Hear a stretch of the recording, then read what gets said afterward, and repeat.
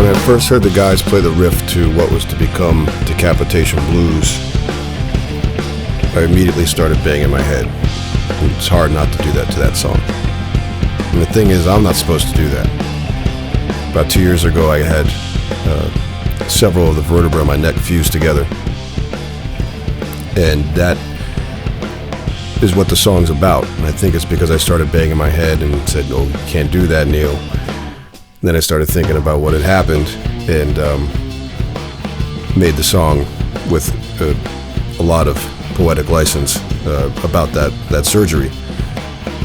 In particular, when the morphine wore off and it wasn't, when the gravity of the situation really hit home, one thing that really started bugging me out, and I think it's a great premise for a horror movie or a short story, so don't steal it because I got first dibs.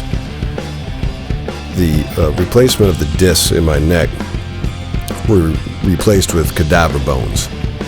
And as far as I remember, and obviously I'm not a medical doctor, but the way the surgeon explained it to me is that there was this new process where it wasn't just from one cadaver, it was many dozens or perhaps, I don't know, hundreds, that they created a composite could conform it to any size. I mean, it wasn't synthetic, or perhaps part of it was, but it was also cadaver bone. So I got to thinking about these stories where you hear people get a organ transplant and they start taking on the affectations of the donor.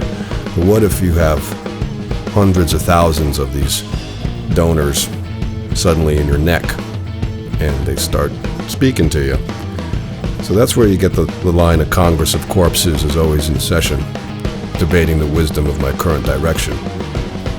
Because still to this day, it's hard to break a habit, after 20 some odd years of banging your head like a teenage fool. We have to adapt.